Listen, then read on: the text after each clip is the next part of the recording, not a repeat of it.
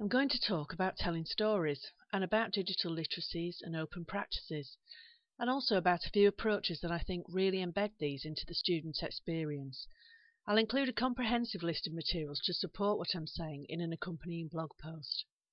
Which lens do you bring to this discussion?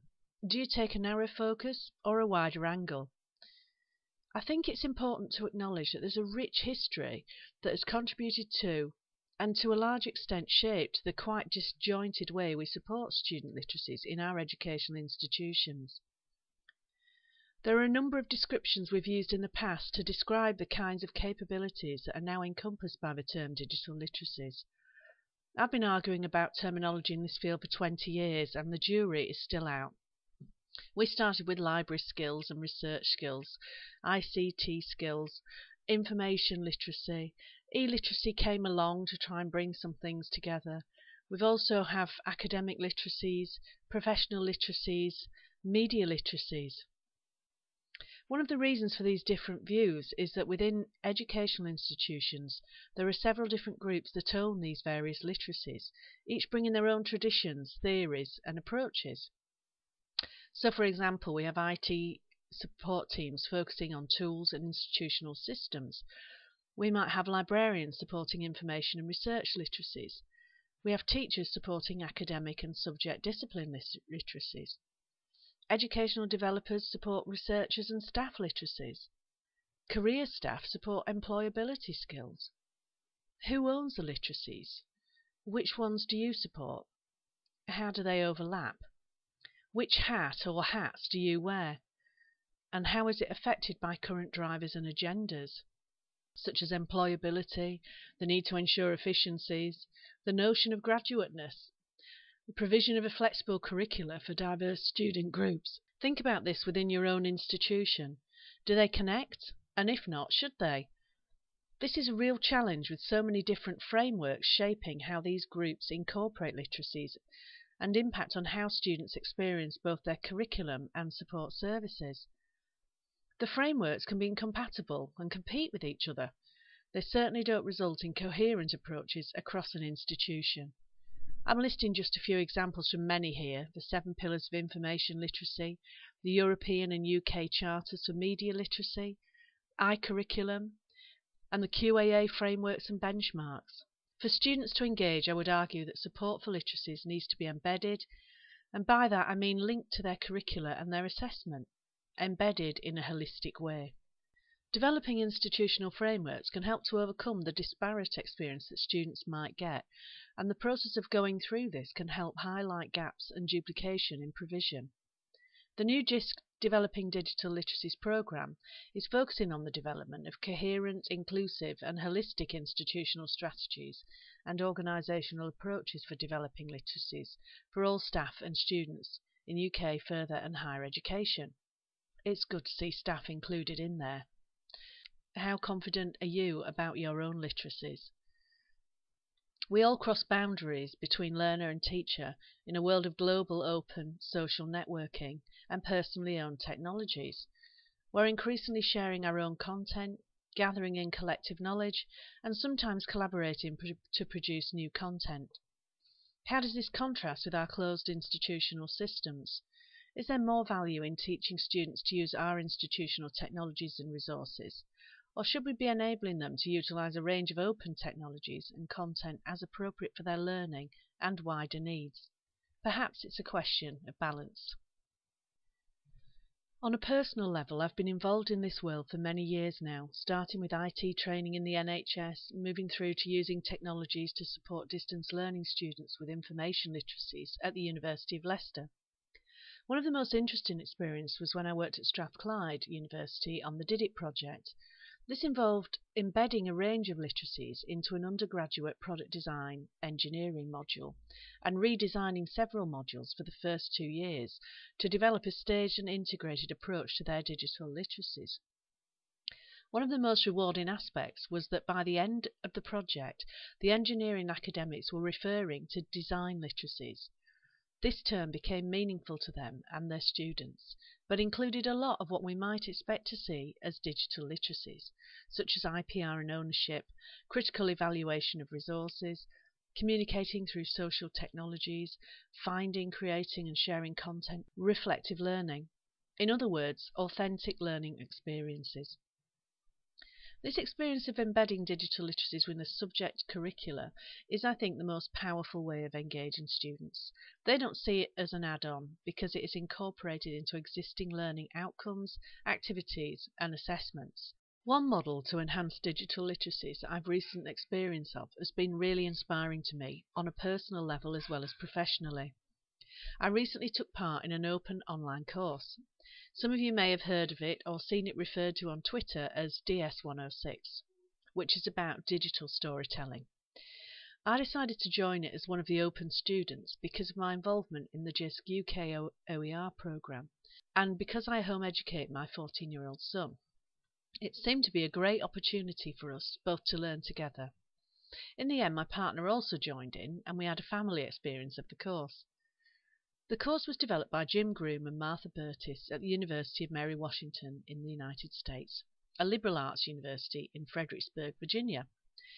It's a continually evolving course and its ongoing development is supported by the model being taken on by other institutions, even to the extent of retaining the course name, DS106. A version is currently being run by Michael Branson Smith at York College in the City University of New York as part of the Communication Technology module. I've registered on that one too. It's really challenging to describe the course because it becomes such a personal experience.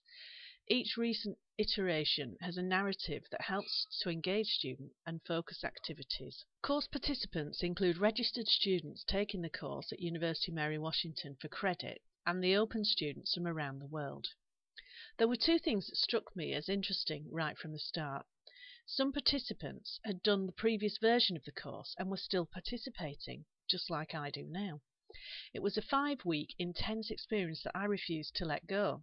Although it has officially ended, my family and I are still working on several things. We often have late-night conversations about new assignments and how we might do them. And the second thing was that I couldn't tell who were the tutors and staff and who were the students. The boundaries are very blurry. So everybody does assignments, anyone can create new assignments, we add tutorials in a range of formats if we introduce new software, and we comment and review on each other's work. We describe and reflect on our processes. The process is more important than the end product. So how is this one digital storytelling course one of the best examples of incorporating digital literacies that I've seen? The term digital literacies implies the use of tools, and this course did involve learning and experimenting with different technologies. This was very well supported, and a few things struck me about their approach. Open and free tools were highlighted, but if students had preferred or already purchased other tools, they could use those. Everyone was encouraged to make a tutorial if they used a new technique or new tool. This is really effective in making the course sustainable and manageable. One tool, for example, Media Stream Clip, changed during the course and made one of the assignments easier. The assignment was to make animated GIFs. Here's one made by my son. The whole course was centered on and encouraged the use of open social networking tools such as blogging and Twitter, which supported the development of a community.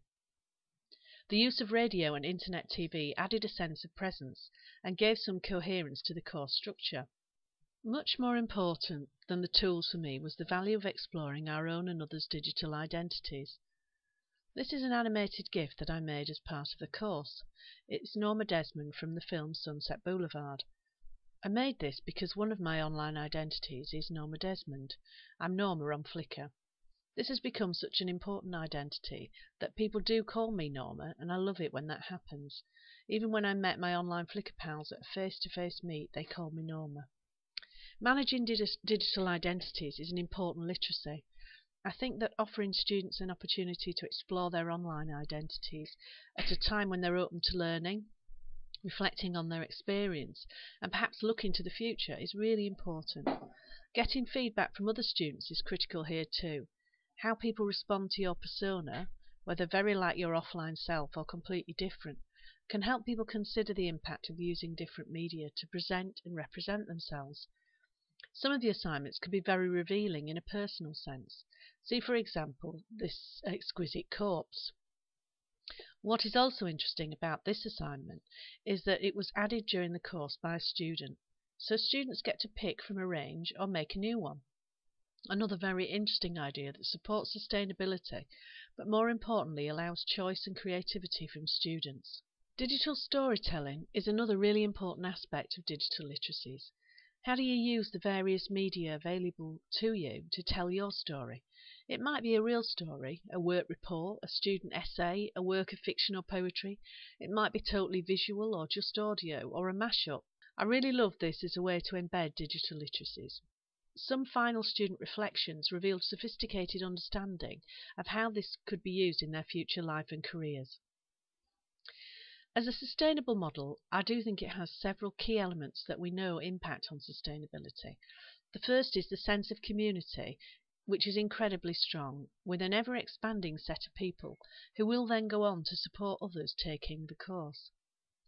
Secondly, the course is a validated, accredited module, indicating institutional buy-in. And in fact, the institution has seen a huge increase of traffic and international attention through the blog posts and comments. This course was about digital literacies in the broadest sense. The course actually covered a range of literacies: collaborative teamwork in the radio shows, working to deadlines and learning to release stuff even if it's not perfect, critical literacies, film language, art and design literacies, peer feedback and support, creating and sharing open learning content.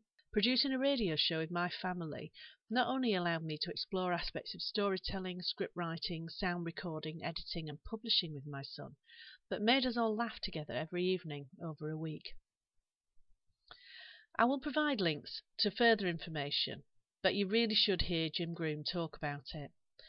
I would simply say have a go, join in the next version and see it in action. I hope to see some parts of the model taken up in the UK, despite significant differences in copyright restrictions in this country. I think approaches like this open learning and teaching practice in new ways. I also think that it works very well to support digital literacies. I expect to see the term open literacies being used a lot more in the future.